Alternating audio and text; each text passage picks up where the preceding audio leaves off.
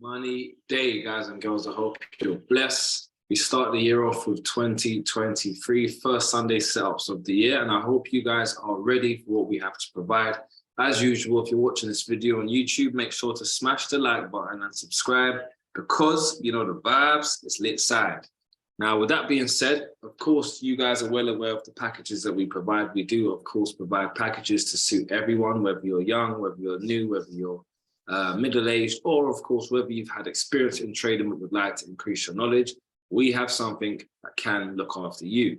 So be sure to head over to the website. If you're inside of UK, litcapital.co.uk, and if you're outside of the UK, then it's litcapitalacademy.com. Now, with that being said, of course, I would like to take you guys over to the economic calendar, and this is where we actually figure out what economical news events are taking place throughout the week.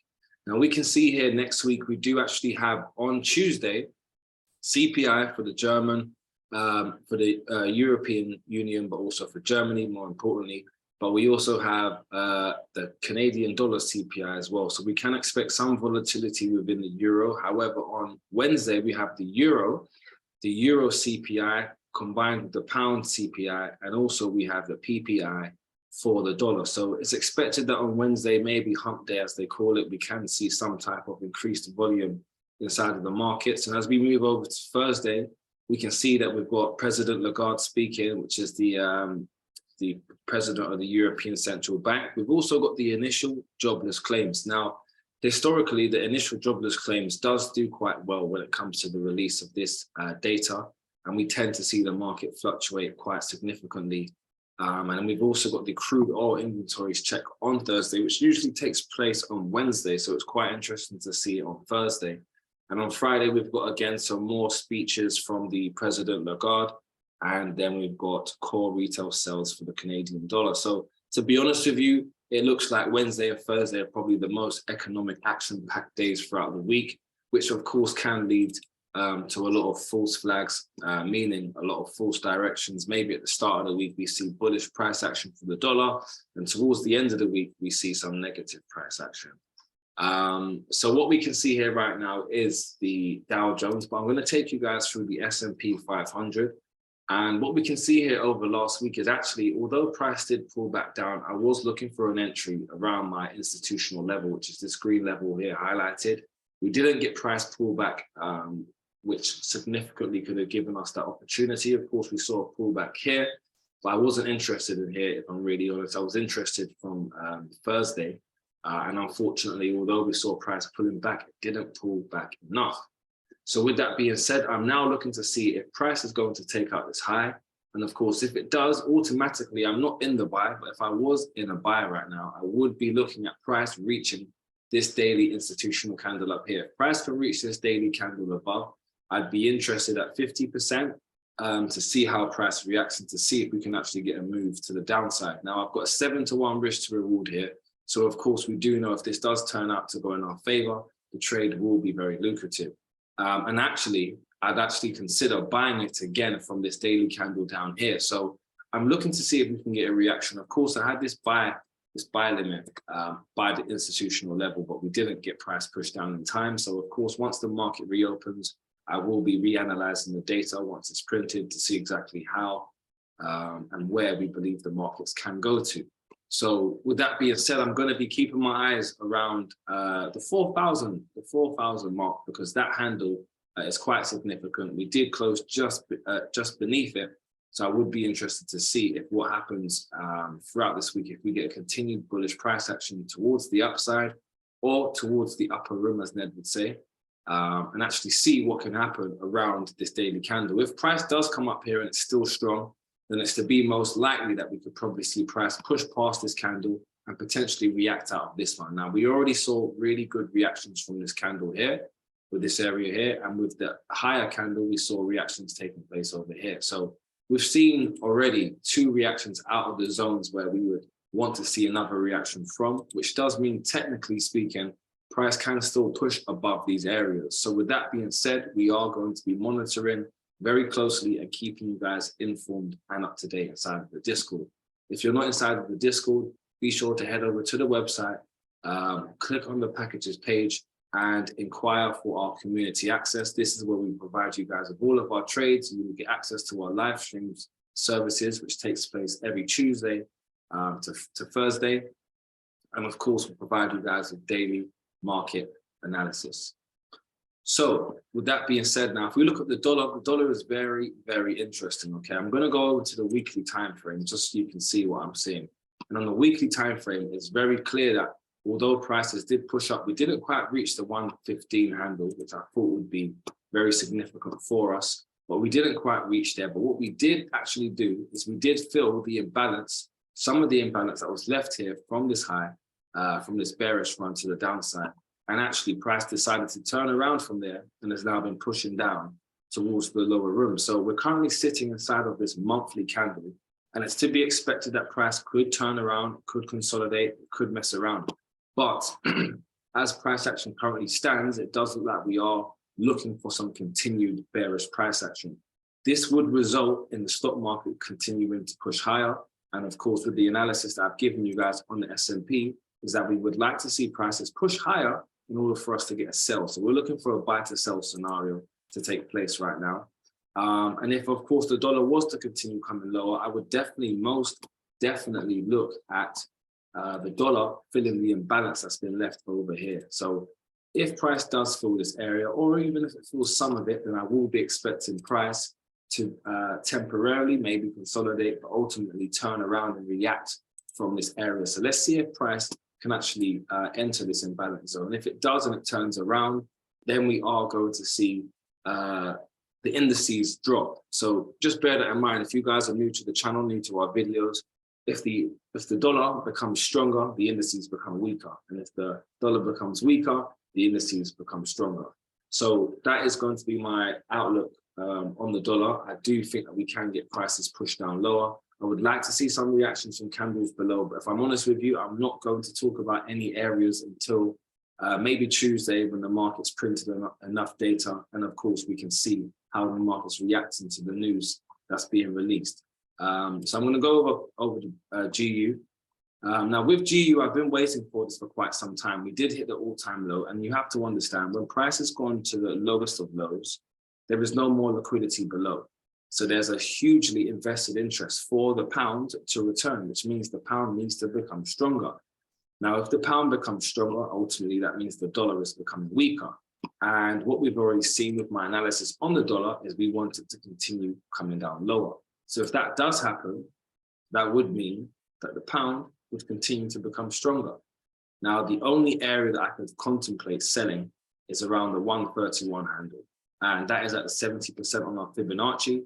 And to me, it does look like a good area where we could probably see a push down lower again, because ultimately, I'm not too confident on, or I'm not too optimistic on the dollar breaking the 143 handle, which is this area here of liquidity. It could happen, okay? It's a possibility because at the end of the day, price does need, the price needs to create liquidity to move, and it needs liquidity to take at the same time. So, you know, the money is above. Whether there's an invested interest or not for the markets to push higher, that I don't know. But economically, there isn't anything fundamentally that's supporting the strength of the pound.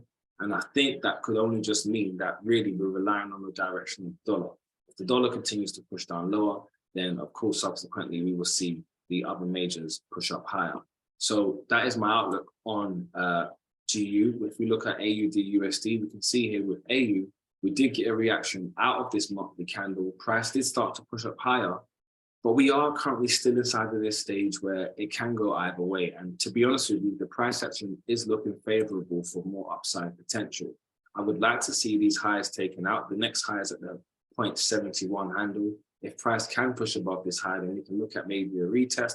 And then of course, looking at price pushing higher and looking for some buys below. But ultimately, if we have a look at the structure, we can see that when price came down, it failed to break this lower structure here. Of course, everything was bearish until price had made this high and closed above this lower high. So we are currently in a bullish structure at the moment, which would mean that we would need to see a pullback. That pullback, ladies and gentlemen, would look something like this. We would need to see price push back down into this area for price to then, of course, push up and make a new higher high. So with that being said, we need to see how the dollar opens up throughout the week and what actually happens. Now, the pair that I'm also going to go over that I haven't gone over in quite some time here is gold. I haven't looked at gold in a very, very long time. We can see gold has actually been doing wonders. Gold has pushed up, especially from the start of the year. If we look at gold, gold has just been on a bullish run. Okay, it's been pushing up throughout the whole of January so far. And currently, we can see that gold is looking like it's heading to the upper room. We've got a really nice reaction off of this weekly lip block.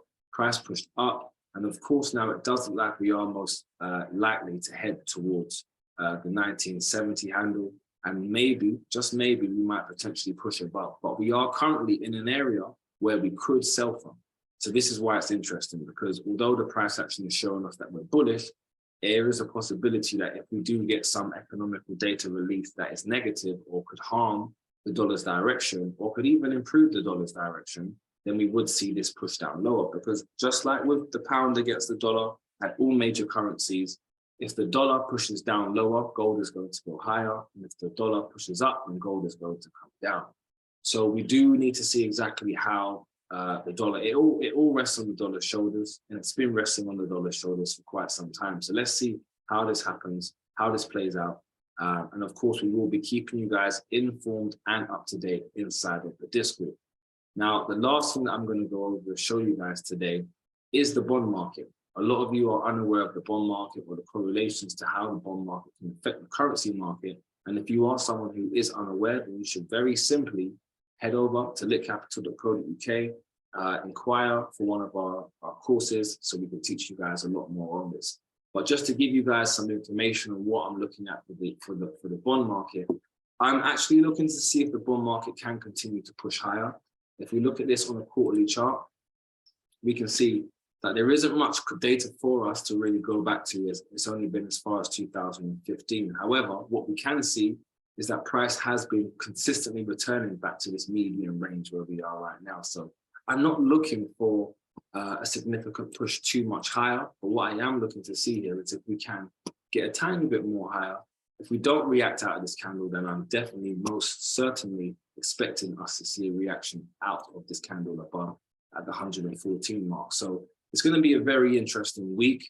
The most important part of this outlook is not actually looking at the currencies. It's about you guys, or the instruments, excuse me. It's about you guys actually understanding how importantly economical data that's released plays a part in the financial markets. With the financial markets being heavily correlated to the economical data, this plays a major part in actually trading. So what this means is if you guys are unaware about the economical impacts that trading has, you definitely need to be taught by someone that understands the importance of this. If we have a look at oil, which will be the last pair that I'm going to show you guys, we can see the price of oil has been fluctuating consistently, but ultimately over the past few months, it's been fluctuating towards the lower sides. Okay, it's been pushing down, making lower lows, lower highs, lower lows, lower highs, to the point where we got down to here. It made a lower low, it pushed up, it reacted out of this daily candle here. Price then pushed down and we fell to make a new low.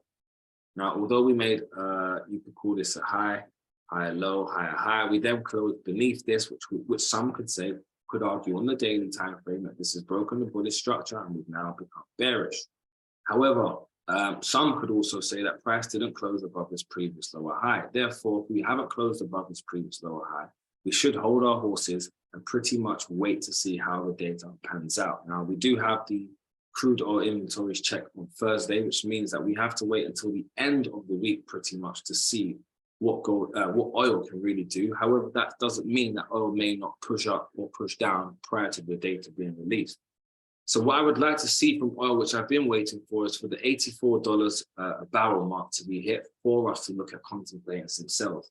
Unless that area gets hit, I will not be in the market for oil. I would like to keep my toes, my fingers away from the fire and pretty much ride out the storm to see once the price can get some type of clear price, to see price action produce some type of clarity, excuse me. Now, we can see we had a reaction here from this weekly candle, but we haven't had any accelerated price action. So it doesn't necessarily fill me with much confidence to believe that we're heading to the higher room. I do think from this reaction we had up here off of the higher time frame over the 88%, that the direction was decided and that we are probably going to be heading lower towards this liquidity area of $61 a barrel. So with that being said, guys, this is the outlook done. It's the first outlook of the year. Be sure to watch this video. If you found this video beneficial, share the video with a friend. Let us know what currencies you'd like us to go over next time. Let us know maybe how we can improve on our outlooks. But also, guys, which is the most important part, make sure you're getting out of these videos what you want. So if you watch some of our videos and you believe you've got questions, you've got more questions and answers, reach out to us. You can follow me on Instagram. It's litcap_vel. You can follow our social media, which is litcapital_, and on Twitter, we are lit_capital. Be sure to head over to the website, www.litcapitalacademy.com or litcapital.co.uk for you guys to stay informed, up to date, and always to make sure that you guys can have the best information at your disposal. With that being said, I've been your host, LitCapVille. Thank you guys for listening and tuning in today. Always remember, every day is money day. Peace.